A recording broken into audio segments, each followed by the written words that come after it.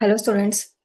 आज हम chapter quadrilaterals में पढ़ेंगे मिड पॉइंट थ्योरम एंड उसके कन्वर्स के बारे में, और साथ ही साथ में उसके प्रूफ्स भी करेंगे। Exam exam point of view से ये दोनों ही थ्योरम्स बहुत इंपॉर्टेंट हैं। Let's start with the mid point theorem first. Mid point theorem के according the line segment joining the mid points of two sides of a triangle is parallel to the third side and equal to half of the third side. इस theorem का मतलब है, कि अगर मैं एक triangle लेती हूँ, एक ट्राइंगल है मान लीजिए, इस ट्राइंगल में मान लीजिए दो मिड पॉइंट्स, एक ये मिड पॉइंट है और एक ये मिड पॉइंट है। इन इन दो मिड पॉइंट को जो लाइन सेगमेंट ज्वाइन करेगी, एट मिड पॉइंट्स को जो लाइन सेगमेंट ज्वाइन करेगी वो पैरेलल होगी थर्ड साइड के, मतलब ये लाइन जो होगी इसकी पैरेलल होगी, और साथ में ये लाइन इसके पैरेलल तो होगी ही होगी, साथ में इसके हाफ भी होगी, मतलब ये लाइन सेगमेंट इसके हाफ होगी। ये हमें इस थ्योरम में प्रूफ करना है। सो हमने फिगर ड्रॉ कर लिया है। हमने मान लिया कि डी और ई जो है मिड पॉइंट्स है ए बी और ए सी के। डी मिड पॉइंट है ए बी का और ई मिड पॉइंट है ए सी का। अब क्योंकि डी मिड पॉइंट है ए बी का, तो हम कह सकते हैं कि ए डी जो होगा वो इक्वल होगा बी डी के। इसी तरीके से ई मिड पॉइंट है ए सी का, तो हम कह सकते हैं ए इक्वल होगा ई सी, क्योंकि मिड पॉइंट हमेशा एक लाइन सेगमेंट को दो इक्वल पार्ट्स में डिवाइड करता है। हमें प्रूफ करना है कि डी ई जो है वो बी सी के पैरेलल है, साथ में हमें डी ई को half of B C proof करना है। हमने कंस्ट्रक्शन करी है, हमने सी एफ ड्रॉ करा है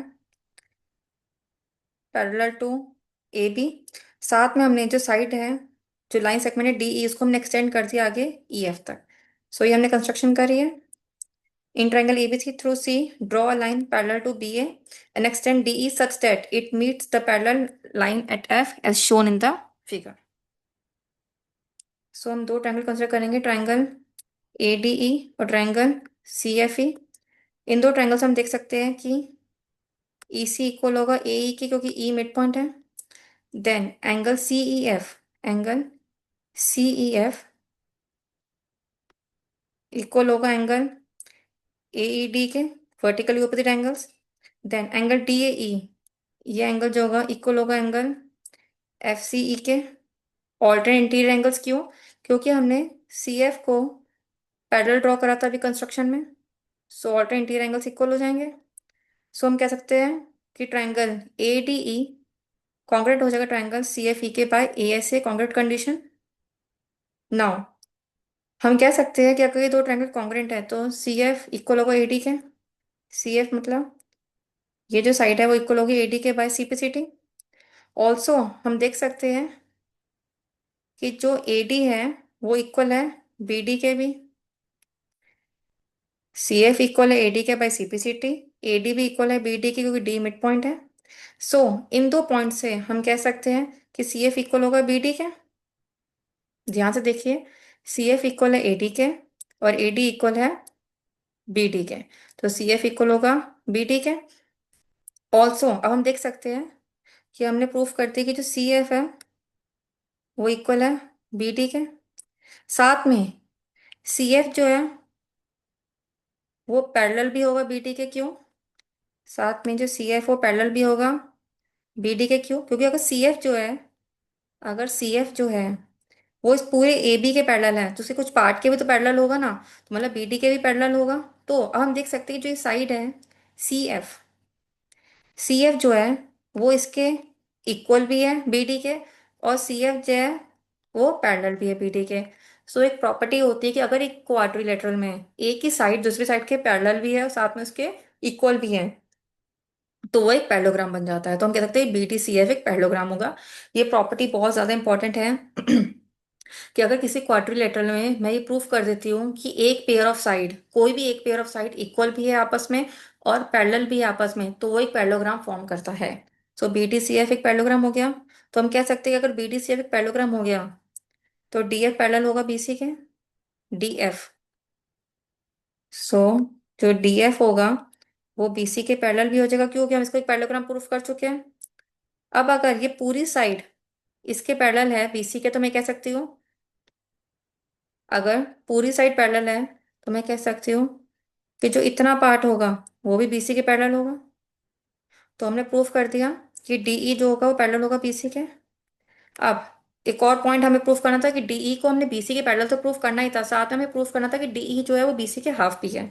अब हम देख सकते हैं कि जो डीएफ है वो बीसी के इक्वल होगा।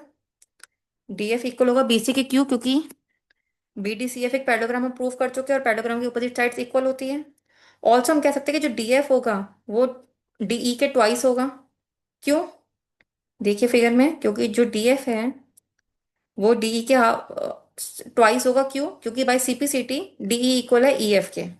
अभी पॉइंट इंपॉर्टेंट है, इसको हम बताते हैं कैसे। देखिए, हमने इन दो ट्रायंगल्स को कॉन्ग्रुएंट प्रूव कर दिया था, तो हम कह सकते हैं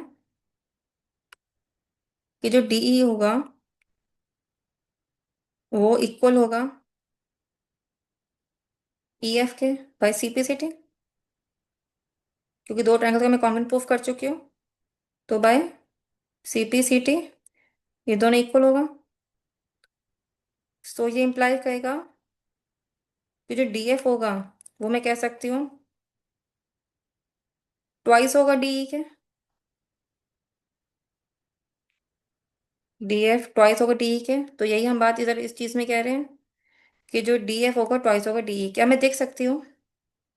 अब हम देख सकते हैं कि जो डीएफ है वो बीसी के इक्वल है, जो डीएफ है वो डीई के ट्वाइस है। सो इन दो पॉइंट्स हम कह सकते हैं, फ्रॉम 1 and 2 हम कह सकते हैं ट्वाइस ऑफ डीई इक्वल होगा बीसी के, तो दिस इंप्लाइज डीई इक्वल होगा हाफ ऑफ बीसी के। सो हमने प्रूव कर दिया कि जो डीई है वो बीसी के पैरेलल भी होगा और डीई जो है वो बीसी के हाफ भी होगा। अब हम इसके कन्वर्स के बारे में पढ़ते हैं। सो कन्वर्स क्या कहता है? If a line is drawn through the mid point of one side of a triangle and parallel to the other side, it bisects the third side. इसका मतलब है कि अगर मैंने एक ट्राइंगल ड्रॉ करा, if a line is drawn to the mid point of one side, मान लीजिए ये जो है इसका मिड पॉइंट है और इसके थ्रू मैंने एक पैरेलल लाइन ड्रॉ करी है, एक पैरेलल लाइन ड्रॉ करी है, ये एक मिड पॉइंट है, इसके थ्रू मैंने एक लाइन ड्रॉ करी है पैरेलल थर्ड साइड के। तो मुझे प्रूव करना है कि जो ये दूसरा पॉइंट है, ये पॉइंट जो ये ग्रीन पॉइंट है ये भी एक मिड पॉइंट होगा। तो मतलब मुझे प्रूफ करना है if a line is drawn to the mid point of one side of triangle and parallel to the other side, it bisects the third side. Third side मतलब इसको बाइसेक्ट कर रहा है, मतलब ये ग्रीन पॉइंट को हमें मिड पॉइंट प्रूफ करना है। तो हमने एक फिगर ड्रॉ कर लिया है। हमने फिगर ड्रॉ करी ट्राइंगल एबीसी के, इसमें डी मिड पॉइंट है एबी का, और डी से हमने डी पैरेलल ड्रॉ करी बीसी के। ये जो डीई है वो बीसी के पैरेलल है। हमें प्रूफ करना है कि जो ई है वो मिड पॉइंट है एसी का, मतलब मुझे प्रूफ करना है ए ई इक्वल है सीई के। हमने कंस्ट्रक्शन करी अगेन, हमने सी ए को पैरेलल ड्रॉ करा है ए बी के। अब डी डी पैरेलल है सी एफ के। कैसे? देखिए, हमने अभी कंस्ट्रक्शन के अकॉर्डिंग सी एफ को पैरेलल ड्रॉ किया था ए बी के। अगर इस पूरे के, अगर हमने इसको इसके पैरेलल ड्रॉ करा था, बी डी को पैरेलल ड्रॉ करा है हमने, सॉरी, हमने सी एफ को ड्रॉ करा है पैरेलल टू ए बी। अगर इस पूरी साइड के पैरेलल है तो हम कह सकते हैं ये बी टी के भी पैरेलल होगा। तो मतलब बी टी पैरेलल हो गया सी एफ के बाय कंस्ट्रक्शन, क्योंकि बाय कंस्ट्रक्शन हमने अभी ये लिखा है कि सी एफ पैरेलल है ए बी के, तो ए बी के कुछ कुछ पार्ट मतलब बी टी के भी पैरेलल होगा। देन डी एफ पैरेलल है बी सी के, डी एफ पैरेलल है बी सी के बाय कंस्ट्रक्शन। हमने कंस्ट्रक्शन में किया था कि डी ई जो है वो पैरेलल है बी सी के। इधर हम देख सकते हैं, इधर हम देख सकते हैं कि जो हमने डी ई पैरेलल ड्रॉ करा है बीसी के। तो अगर इतना पार्ट बीसी के पैरेलल है तो मतलब ये पूरा पार्ट भी बीसी के पैरेलल होगा। तो हम देख सकते हैं कि जो अपोजिट साइड्स है वो पैरेलल हो गई हैं। बी डी पैरेलल हो गया है सी एफ के, डी एफ पैरेलल हो गया बी सी के। तो मतलब हम कह सकते हैं ये एक पैरेललोग्राम फॉर्म करेगा, क्योंकि अगर किसी क्वाड्रिलेटरल में अपोजिट साइड्स पैरेलल होती है तो एक पैरेललोग्राम फॉर्म करता है। तो बी डी एफ सी एक पैरेललोग्राम हो गया। तो अब हम देख सकते हैं कि जो बी डी है वो इक्वल हो गया सी एफ के, बी डी इक्वल हो गया सी एफ के, और बी सी इक्वल हो गया डी एफ के। ये इक्वल हो गया इसके, क्यों? क्योंकि अपोजिट साइड पैरेललोग्राम की इक्वल होती है। और हम देख सकते हैं ए डी इक्वल है बी डी के, ए डी इक्वल है बी डी के। हम देख सकते हैं कि जो ए डी है वो इक्वल है बी डी के क्यू, क्योंकि डी जो है वो मिड पॉइंट है, डी मिड पॉइंट है। तो दिस इंप्लाइज दिस इंप्लाइज कि ए डी इक्वल हो जाएगा सी एफ के। ए डी इक्वल हो जाएगा सी एफ के कैसे? ए डी इक्वल है बी डी के, क्योंकि डी मिड पॉइंट था। बी डी इक्वल है सी एफ के, क्योंकि ऑपोजिट साइड पैरेललोग्राम की इक्वल होती है। तो ये इंप्लाई करेगा कि ए डी इक्वल हो जाएगा सी एफ के। अब हम दो ट्रायंगल कंसिडर करेंगे। हम ट्रायंगल कंसिडर करेंगे, ट्रायंगल ए डी ई और ट्रायंगल ई सी एफ। इन दो ट्रायंगल्स हम देख सकते हैं, angle A E D equal angle F E C के। ये जो एंगल है वो इस एंगल के इक्वल होगा, क्यों? Vertically opposite angles. Then angle D A E equal होगा एंगल ई सी एफ के। ये एंगल इक्वल हो जाएगा इस एंगल के, क्यों? Alternative angles. Then A D equal है एफ सी के। ए डी इक्वल है एफ सी के, और ये हम ऑलरेडी प्रूफ कर चुके हैं। तो हम कह सकते हैं दो ट्रायंगल कॉन्ग्रुएंट हो जाएंगे। दोनों ट्रायंगल्स हो गए congruent by A S, by A S congruent condition से। और दो ट्रायंगल्स को हमने कॉन्ग्रुएंट प्रूफ कर दिए, इन दो ट्रायंगल्स को हमने कॉन्ग्रुएंट प्रूफ कर दिया है। तो हम कह सकते हैं कि ए इक्वल हो जाएगा ई सी के। ए इक्वल हो जाएगा ई सी के बाय सीपीसीटी। तो दिस इंप्लाइज कि ई जो होगा वो मिड पॉइंट हो जाएगा ए सी के।